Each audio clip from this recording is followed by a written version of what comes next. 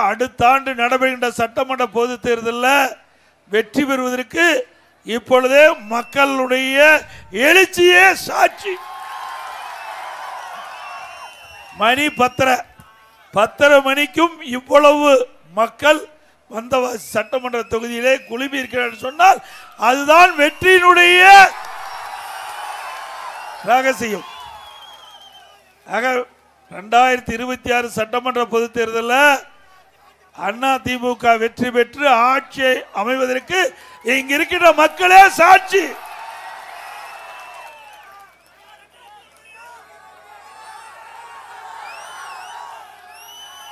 இன்றைய தினம் திராவிட முன்னேற்ற கழக தலைவர் அவர் நம்புவதெல்லாம் கூட்டணி நம்பிக்கொண்டிருக்கின்றார்.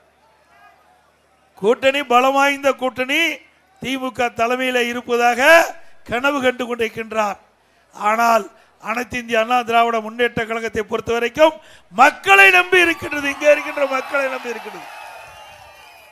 மக்கள் தான் யார் ஆட்சிக்கு வர வேண்டும் என்று நிர்ணயிக்கக்கூடிய தகுதி படைத்தவர்கள் இங்கே இருக்கின்ற வாக்காளர் பெருமக்கள்.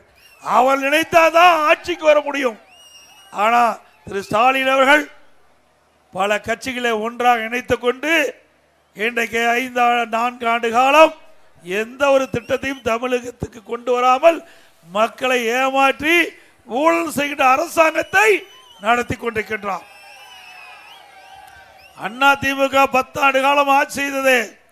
அந்த 10 ஆண்டு காலத்தில் விலைவாசி உயர்ல, ஏழை மக்கள் பாதிக்கல.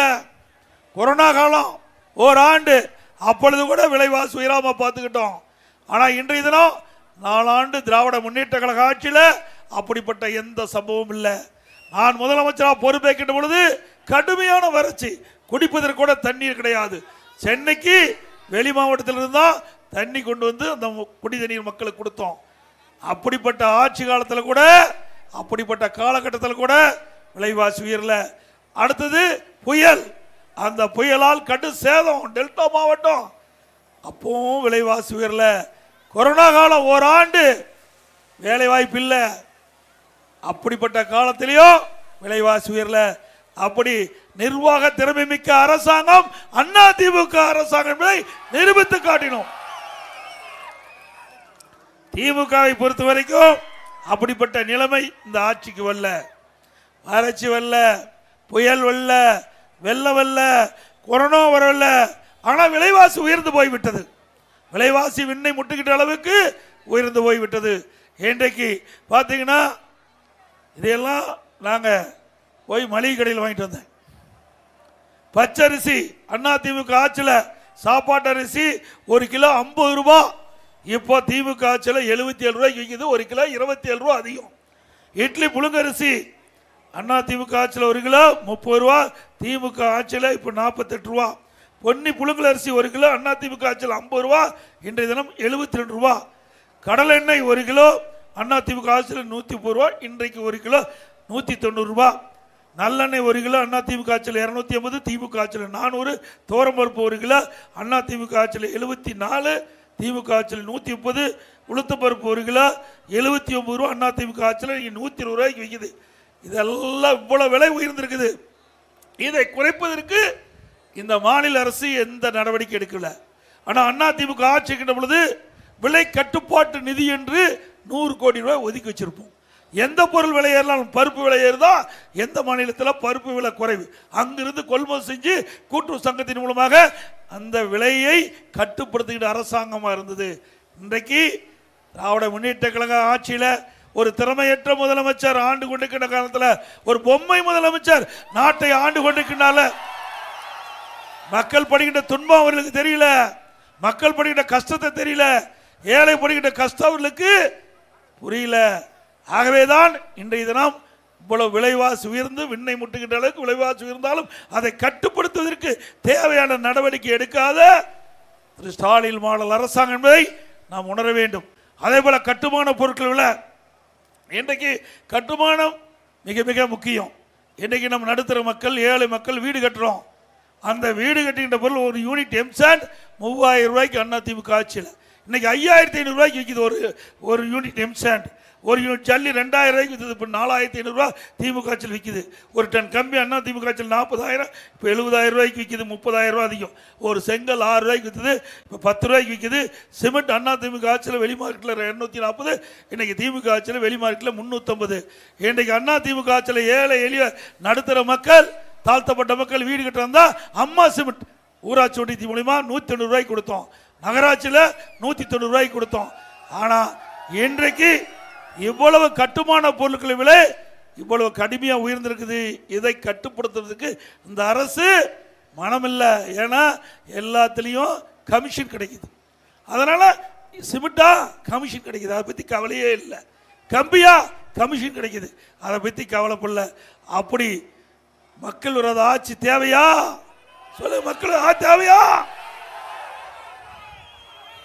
கொரோனா காலம் ஒரு வருஷம் அண்ணா திமுக ஆட்சிக்கின்ற பொழுது மக்கள் படுகின்ற துன்பம், ஏழை மக்கள் பாதிக்க கூடாது என்பதற்காக ஒரு வருஷம் ரேஷன் கடையில் விலையில்லா சக்கரை, விலையில்லா அரிசி, விலையில்லா எண்ணெய் கொடுத்துமா இல்லைங்களா? கொடுத்துமில்ல.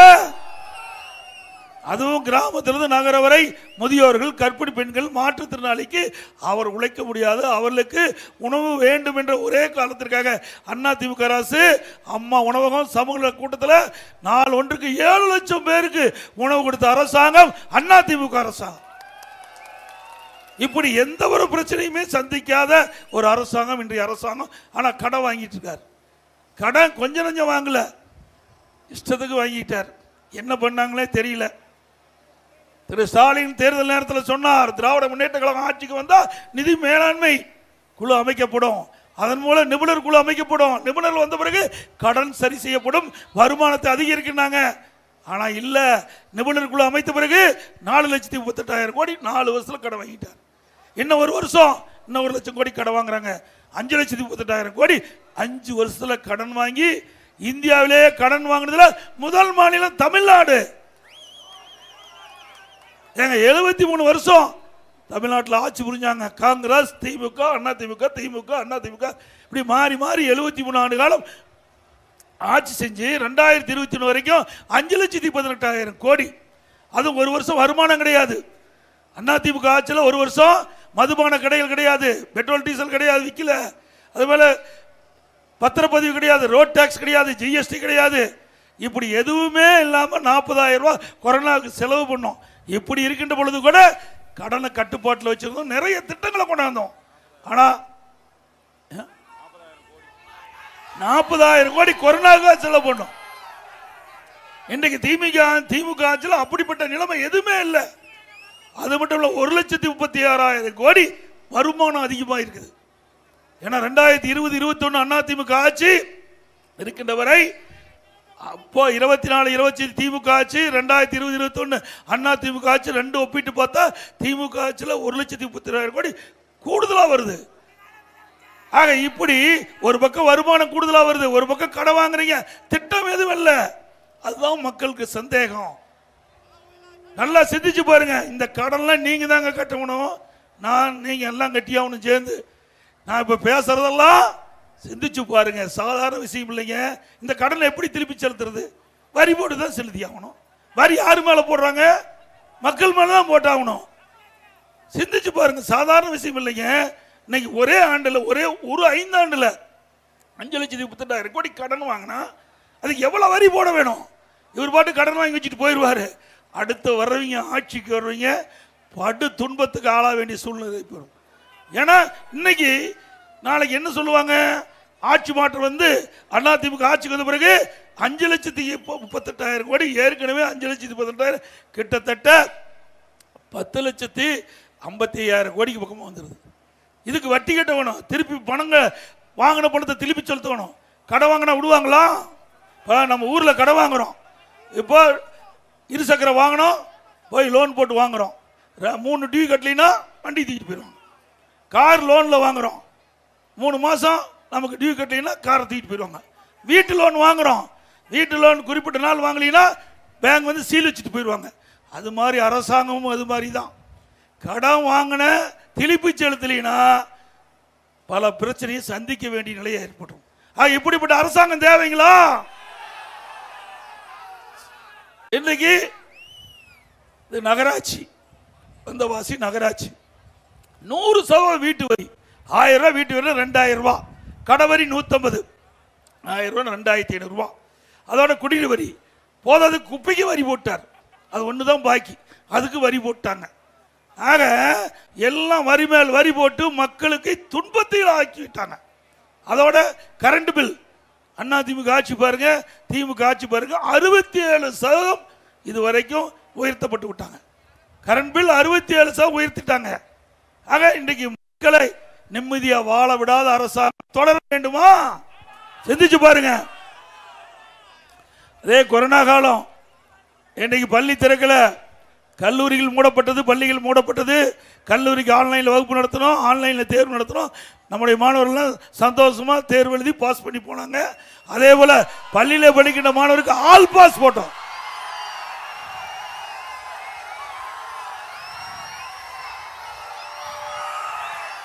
அதே போல அண்ணா திமுக ஆட்சிக்கின்ற பொழுது நிறைய கல்லூரிகளை திறந்தோம் உங்களுக்கு தெரியும் எத்தனை கல்லூரி 67 கலை மற்றும் அறிவியல் கல்லூரி 21 பாலிடெக்னிக் கல்லூரி ஒரே ஆண்டில் 11 அரசு மருத்துவக் கல்லூரி மருத்துவமனை 6 சட்டக்கல்லூரி என்ஜினியரிங் கல்லூரி இப்படி பல கல்லூரிகளை திறந்து படிக்கிறவருடைய படிப்பு இன்னைக்கு படிப்பதற்கு முக்கியத்துவம் கொடுத்த அரசாங்கம் அண்ணா திமுக அரசு கல்விக்கு முன்னுரிமை அதனாலதான் இந்தியாவிலேயே உயர்கல்வி படிப்பதில் முதல் மாநிலம் தமிழ்நாடு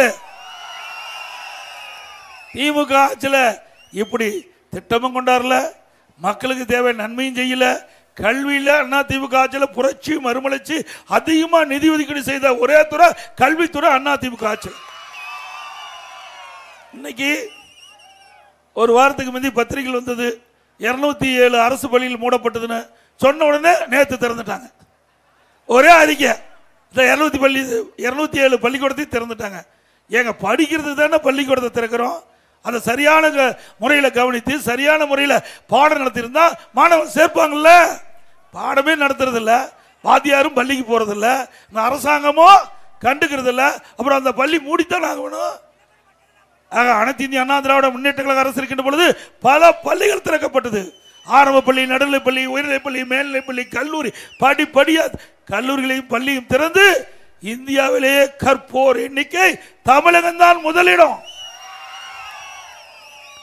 இன்றைக்கு இந்தியாவிலேயே தேசிய விருதுகள் அதிகமாக பெற்ற ஒரே அரசாங்கம் அண்ணா திமுக அரசாங்கம் இன்றைக்கு தேசிய அளவில் உள்ளாட்சி துறையில் 140 விருதுகளை பெற்றுக்கிறோம் சிறப்பாக செயல்பட்டு உள்ளாட்சியில் மட்டும் 140 தேசிய விருதுகளை பெற்றுக்கிறோம் சமூக நலத்துறையில் விருது போக்குவரத்து துறையில் விருது மின்சாரத்துறையில் விருது உயர்கல்வியில விருது இப்படி பல விருதுகள் தேசிய அளவில் பெற்றுக்கன்னு சொன்னா ஒரு சிறந்த ஆட்சிக்கு சான்று அண்ணா திமுக அரசாங்கம் திமுகவை பொறுத்த வரைக்கும் ஊழல் செய்வதற்கு சான்று கொடுப்பாங்க தேசிய அளவில் ஊழல் செய்வதற்கு சான்று கிடைக்கும்னா திமுக கொடுத்தா சரியா இருக்கும் அதுதானே செஞ்சிட்டு இருக்கிறாங்க வேற என்ன செய்யறாங்க நீங்க டாஸ்மாக் கடை எடுத்துக்க இன்னைக்கு அமலாக்கத்துறை வந்து அதுல முறைகேடு நடப்பதற்காக 1000 கோடி கண்டுபிடிச்சிருக்கான்னு சொல்றாங்க மேலும் 40,000 கோடி முறைகேடு நடந்ததற்காக பத்திரிகையில் வந்த செய்தி நாம சொன்னா கூட வேணும்னு எடப்பாடி பழனிசாமி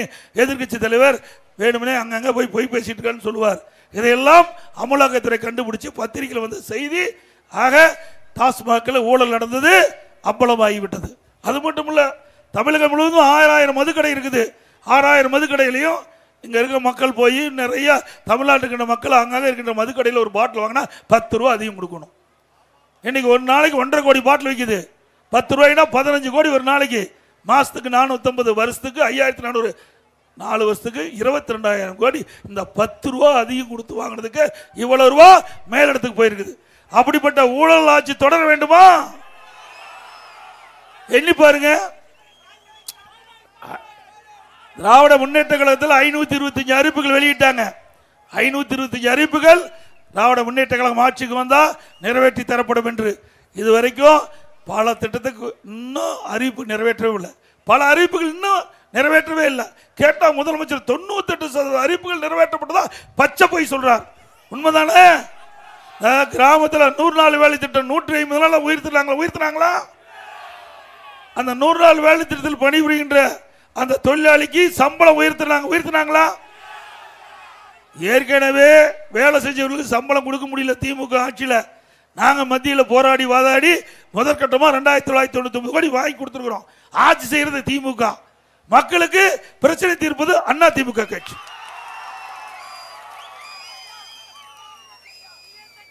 அது மட்டும் இல்ல,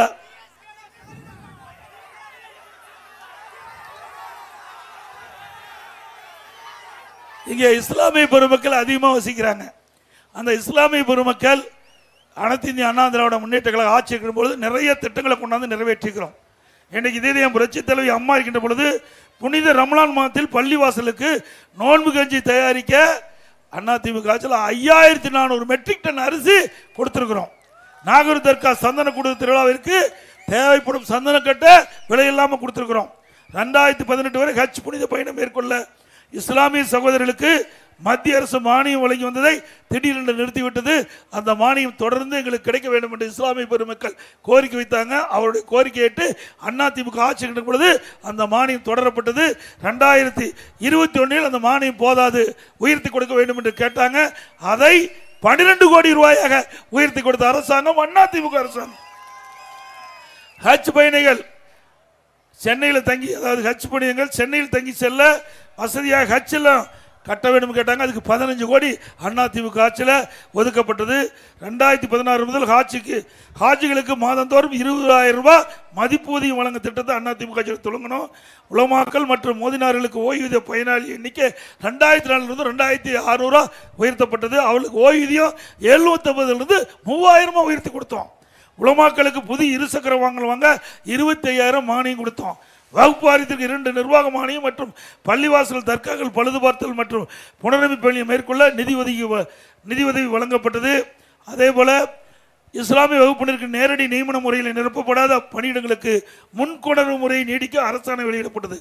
2018 ஆண்டு கஜா புயல் அந்த பெருமழையால் அங்கே நாகூர் தர்கா குளக்கரை சேதமடைந்து விட்டது.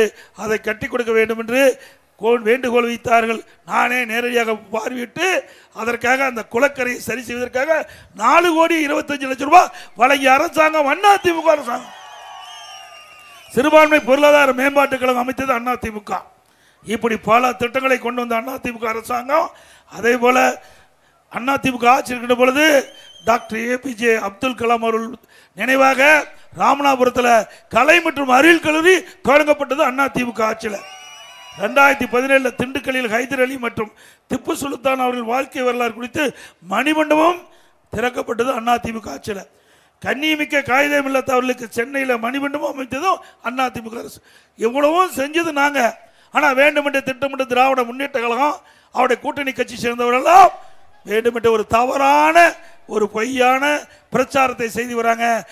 அதிமுக தான் சிறுபான்மை மக்களை பாதுகாக்கக்கூடிய ஒரே கட்சி அதிமுக கட்சி. வேண்டுமென்று திட்டமிட்டு எடப்பாடி பழனிசாமி பாரதிய ஜனதா கட்சியோடு சேர்ந்துட்டாரு.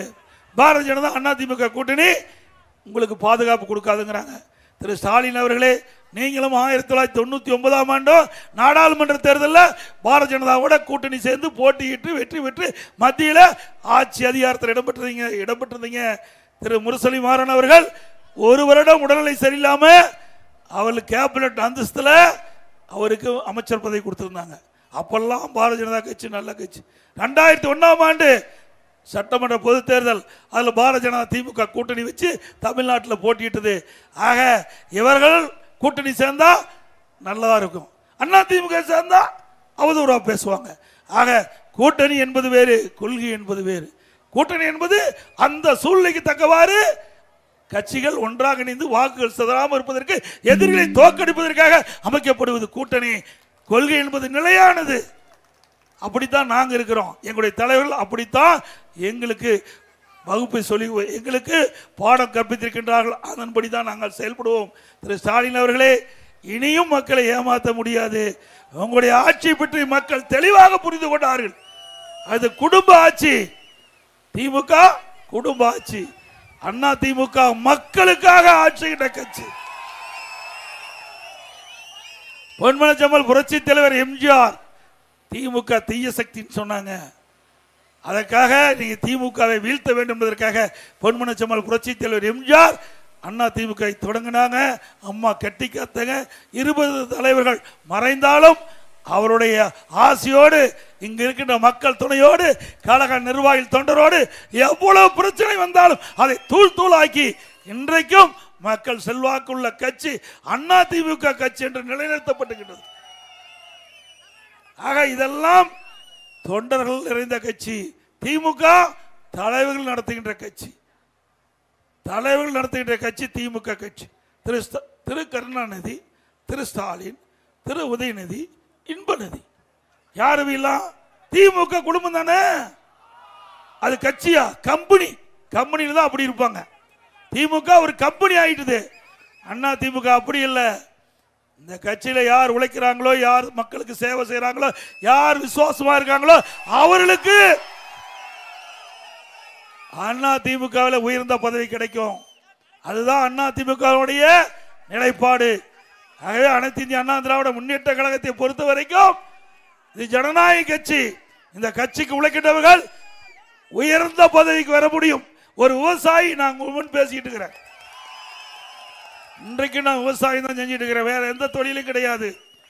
அப்படிப்பட்ட விவசாய தொழில் மிக மிக மிக கடினமான தொழில்.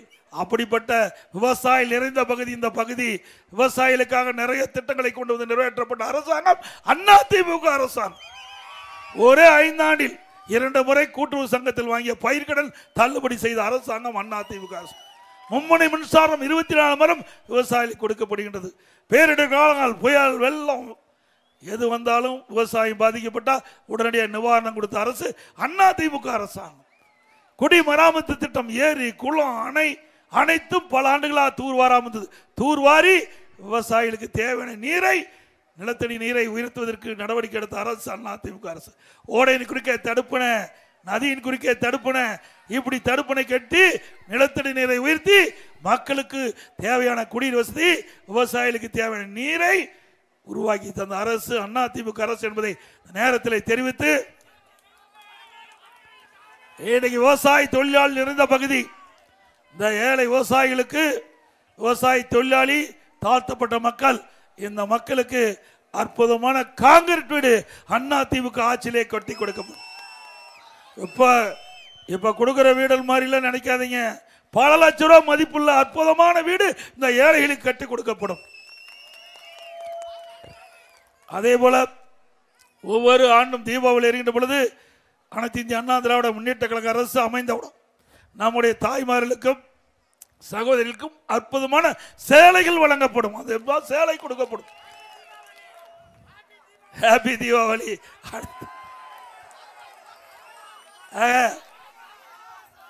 ஒரு விவசாயி, தமிழகத்தினுடைய ஒரு விவசாயி உங்களால், கழக நிர்வாகி தொண்டர்களால் முதலமைச்சராக பொறுப்பேற்ற பிறகு எவ்வளவு பிரச்சனையை சந்தித்தேன் என்று உங்களுக்கு அத்தனை பேருக்கும் தெரியும். கொஞ்ச நஞ்ச பிரச்சனை இல்லை, அவ்வளவு பிரச்சனையை உருவாக்கி கொடுத்தார்கள். வழக்கு மேல் வழக்கு போட்டாங்க. அதே மாதிரி சட்டமன்ற நடத்துகளாத பல தொல்லைகள் கொடுத்தாங்க. அத்தனைக்கும்